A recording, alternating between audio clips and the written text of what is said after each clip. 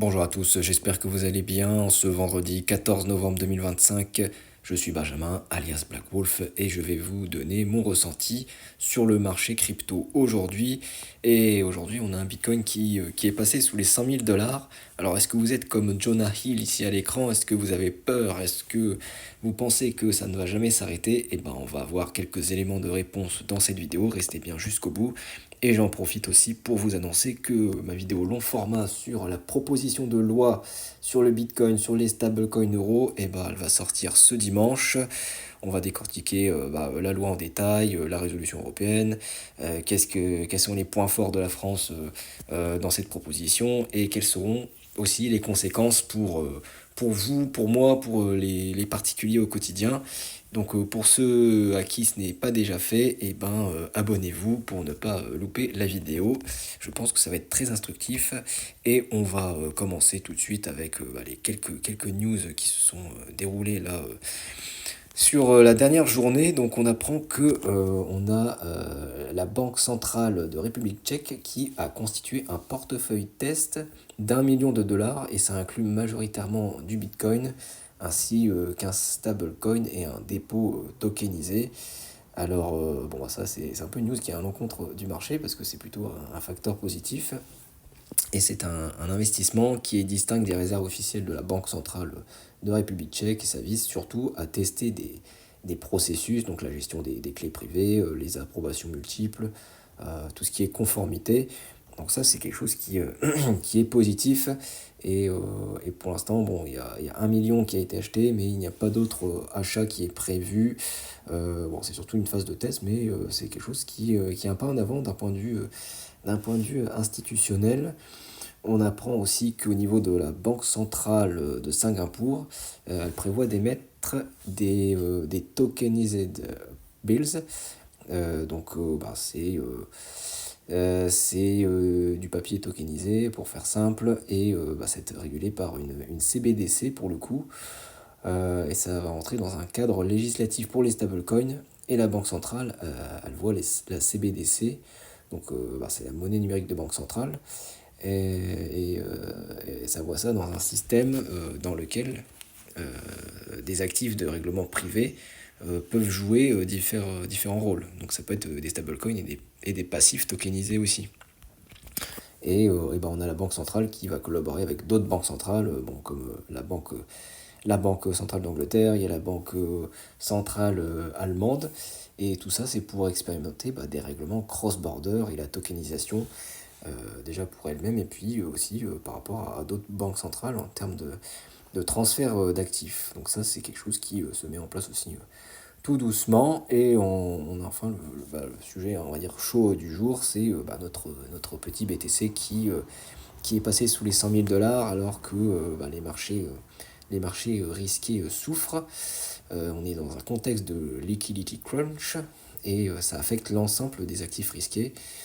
On a des volumes échangés qui sont faibles, on a un niveau élevé de résistance qui a été confirmé autour des 106 000 dollars maintenant. C'est un recul qui est généralisé autour de tout l'écosystème crypto.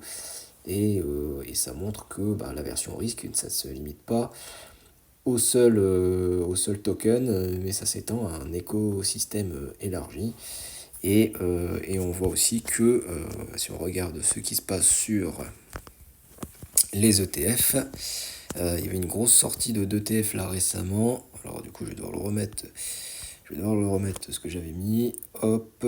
Donc là on a les sorties et les entrées des ETF sur les derniers jours. Donc si je me mets déjà sur les 90 jours, on voit que la bougie qui date d'hier, donc c'est du 13 novembre, on a eu la plus grosse sortie d'ETF depuis 90 jours maintenant. Donc il y a plus d'1 milliard de sorties de Bitcoin et d'Ethereum là. Donc voilà, très très grosse sortie d'un point de vue institutionnel surtout. Ça explique le gros mouvement de baisse qu'on a eu là depuis ces dernières 24 heures. Bien que sur la période, on a eu quand même plus de bougies vertes, en tout cas sur les entrées. On voit qu'octobre on était positif et là pour l'instant le mois de novembre il est négatif, mais il vient pas. On va dire que si on prend octobre et novembre, on est plutôt en positif quand même. On avait 3 milliards d'entrées et on est à 2 milliards quasiment 3 milliards d'entrées, donc on n'est pas encore, on est plutôt en entrée sur les 2 derniers mois. Si on regarde au niveau de la map globale, et bah ouais, on est effectivement en correction, là on est à moins 5,7% sur le top 100, et même de manière générale, il y a tout le marché qui corrige, on a vraiment que du rouge, à part les petits tokens en vert, on a notre ZEC là notre Zcash qui résiste bien, j'en ai parlé dans les précédentes vidéos, et bon, ça c'est le narratif des plus classic coins qui est vraiment décorrélé du marché, qui poursuit son envolée, au moins sa stabilisation. Mais globalement, on est dans le rouge. Et si je regarde au niveau du graphique sur le Bitcoin, et ben on voit clairement que là, on est à des niveaux de prix en dessous des 97 000 $. Donc là, on est sur notre support. On est sur notre support en jaune ici actuellement que j'ai tracé hier. On est sur le biseau descendant. Donc si vous voulez voir plus la construction, il faut regarder la vidéo d'hier. Mais après c'est assez simple, il faut prendre tous les points bas qui ont été dessinés depuis la mi-septembre. Voilà, c'est tous les points bas qui ont été reliés. Et puis de même pour les points hauts, là c'est sur la résistance qui est en haut. Et ici on est actuellement sur des prix de 97 000 $. Et on a notre grosse résistance en rouge qui est juste en dessous, qui matérialise la grosse trend du bull run, là, ici, actuellement. Et là, on est en train de se rapprocher tout doucement de ce niveau, là, qui est la limite, on va dire, c'est 94 000 $. Donc là, on est sur un point vraiment assez sensible, assez critique. Mais ce qui va compter, je pense que ça va être surtout la fin de semaine, quand est-ce qu'on va clôturer. Parce que là, actuellement, on est sur un RSI.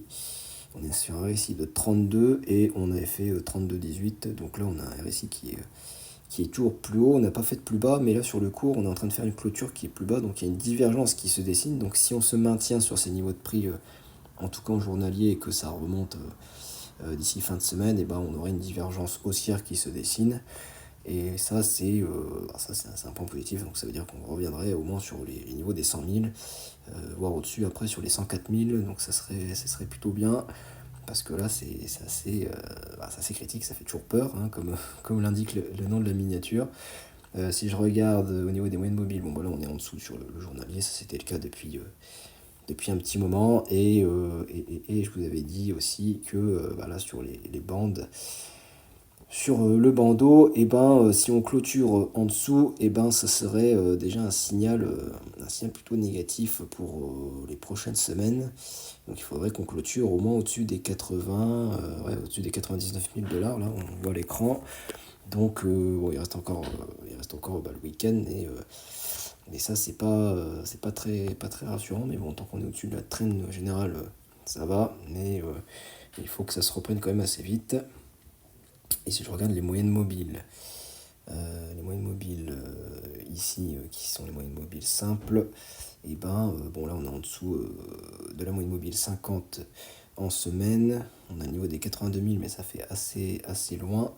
Parce que la moyenne 50, pour rappel, ça matérialise quand même assez bien les bull run et les bear market. Tant qu'on est au-dessus de la moyenne mobile 50, et ben on est dans un bull run, et là on est en train de transpercer vers le bas. Donc il faudrait qu'on clôture la semaine au-dessus des 103 000. Et là ce n'est pas le cas effectivement, mais il reste du temps. Et là sur le mensuel, et ben on est au-dessus de la moyenne mobile 20 mois qui est à 87 000. Donc bon, que tout reste à faire pour l'instant. On est sur une chute, mais il faut regarder comment ça va se passer ces prochains jours.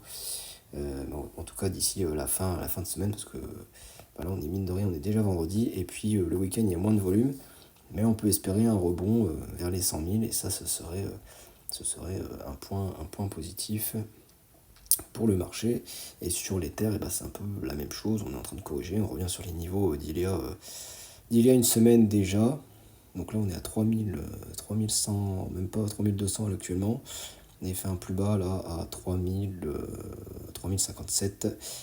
Donc là pareil, je pense qu'on a une divergence qui se dessine. Parce que là on a réussi à 33 et on était sur 29. Donc là on a un RSI qui fait un plus haut, alors que sur le cours on fait un plus bas, enfin en tout cas au niveau de la clôture, parce qu'il faut regarder les clôtures quand on compare au RSI. Là, on a une clôture qui est plus bas que le précédent plus bas. Donc, on a une divergence haussière aussi. Donc, il faudrait que le cours se maintienne à ces niveaux pour confirmer un rebond. Mais si chute il doit y avoir, ce sera une chute assez violente, je pense. Enfin, une chute assez violente. Après, bon, tout dépend de la force du rebond derrière. Mais ouais, on pourrait revenir sur les 3900 qui serait le précédent point haut qu'il y avait là. C'était les 2900 environ. Donc ça pourrait être la prochaine phase de descente, si descente il doit y avoir. Mais on va surveiller ça demain et après-demain ensemble. Donc voilà tout ce que je peux dire pour le moment. Bon, ça c'est surtout dû à une sortie des ETF, comme on a vu. Là, il y a eu plus d'1 milliard. C'est une grosse sortie, la plus grosse sortie depuis un mois. Et voilà, on peut espérer que le week-end ce sera plus calme parce que les marchés sont fermés le week-end. Et puis on va suivre ça ensemble, tranquillement. J'espère que le contenu vous a plu. Si c'est le cas, mettez un petit like et puis abonnez-vous pour ceux que ce n'est pas fait pour ne pas louper les prochaines vidéos et surtout la grosse vidéo long format de dimanche qui va paraître. Je vous souhaite une très bonne journée et je vous dis à demain. Ciao, bye.